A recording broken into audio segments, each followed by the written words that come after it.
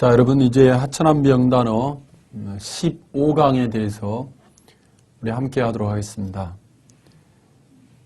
첫 번째 단어는 solve로 시작되어 있는데요.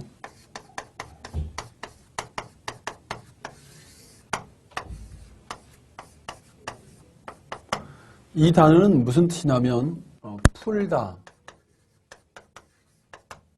해결하다 이런 뜻입니다.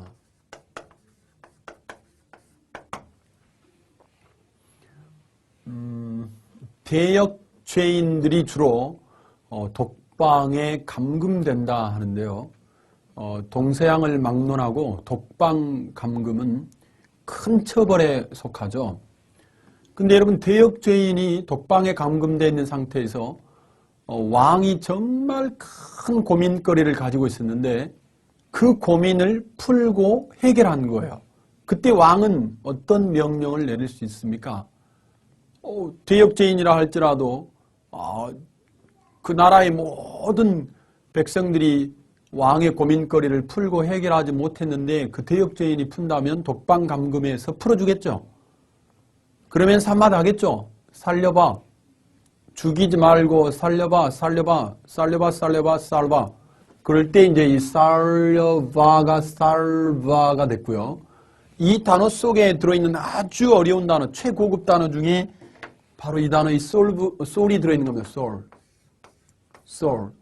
이 soul이라는 단어가 독방의 감금을 의미한다라고 하는 것은 생각에 깊이 있는 훈련을 하지 않는 친구들은 쉽게 파악할 수 없는 굉장히 어려운 부분이다 라는 이야기를 드리면서 자, 이제 파생어 훈련을 다시 한번 해보도록 하겠습니다. 만약 이 VE를 떼고요. solution이라고 하는 UTION 있죠. 아무도 해결하지 못한 문제를 풀고 해결하는 그 순간에 우리는 웃죠? 미소를 짓든 아니면 소리내어 웃든지 간에 웃게 되죠. 그래서 여러분이 웃이라는 단어가 여러분 UTION으로 명사형을 만드는 이유다. 그래서 우리는 솔루션이라고 하는 단어를 이제 해결이나 해결책 이렇게 부르면서 ITION도 아니고 UTION으로 부르는 이유가 바로 거기에 있다라는 말씀을 드리면서 solve의 명사형은 solution이다 라는 말씀을 드립니다. 자, 이번에는 이제 이 solve라고 하는 단어에서 보니까요. absolve라는 단어가 있어요. absolve. 독방에 감금된 아들 있죠. 아들.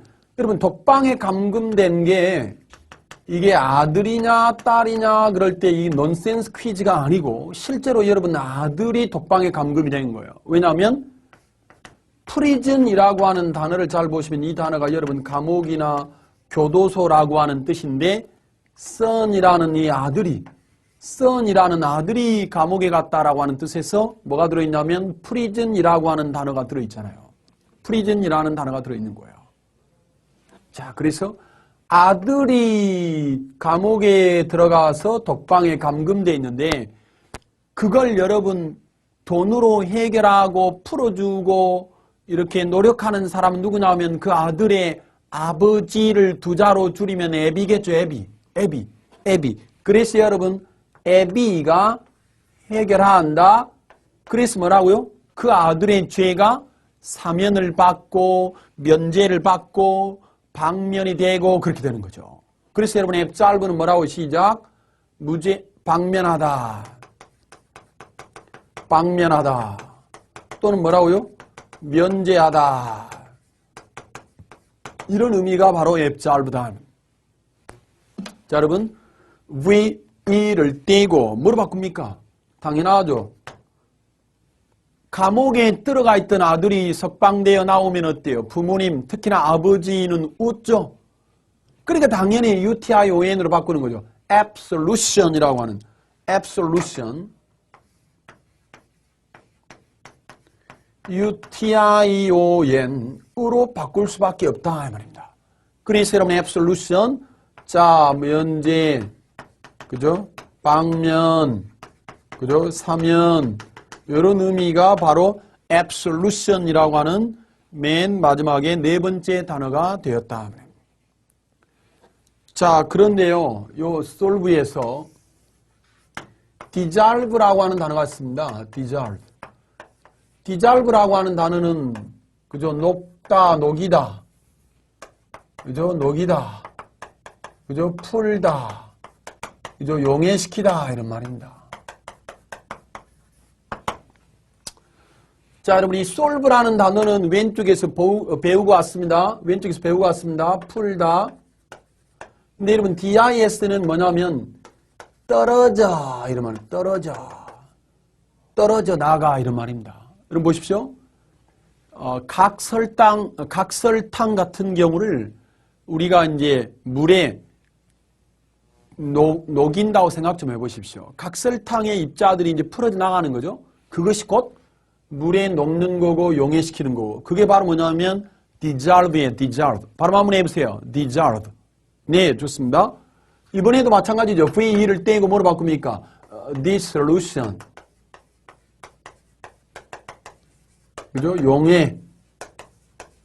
라고 하는 명사가 되었는데 뭐로 바꿨다? UTION으로 바꾸면 된다. 그런데 여러분 어떤 문제를 해결했는데 그 문제가 다시 또 터졌어요. 그러면 그때는 어떻게 되는 거죠? 이렇게 되는 거죠. 어떤 문제를 해결했는데 그 문제가 다시 또 터지면 다시 resolve, 해결하려고 할 때는 어떻습니까? 이제 여러분 결심을 아주 단단히 하죠. 그래서 이 단어는 무슨 뜻이냐면 결심하다, 그죠? 결심하다라는 뜻이 되는 거고 똑같습니다. VE를 떼고 resolution, UTION 딱 붙이면 resolution은 뭐가 되냐면 이거는 네, 결심이나 결단 이런 의미가 되는 거고 이 단어의 형용사형을 어떻게 만드냐면 resolute입니다. resolute예요. 이 말은 뭐냐면 결심이 선, 다시 말하면 단호한 이런 의미를 지니는 거고 이 단어의 동의어가 그 유명한 determined가 되는 거죠. determine이 결정하다 해서 ed 붙여가지고 형용사형을 만들어서 determined가 되었습니다. 자, 여러분 resolve 하나 가지고 하나, 둘, 셋, 네 개를 훈련하셨고요. 그 다음을 보시면 이제 solvent라는 단어가 있습니다. 자, 여러분 solvent라고 하는 단어는 뭐냐면 solve에다가 nt를 붙였어요. nt. 여러분 어떤 문제가 터졌어요, 여러분. 요즘 한 5명 중에 1명은 암 환자라고 부르고요. 또 한 5명 중에 1명은 신용불량자라고 부르고요. 또 5명 중에 1명? 5쌍 중에 1쌍은 이혼을 하거나 이혼한 사실적으로 이렇게 이렇게 떨어져 사는 거 별거 이런 상태에 있다고들 하는데 많은 가정에서 일어난 문제를 해결하는데 뭐가 필요하죠?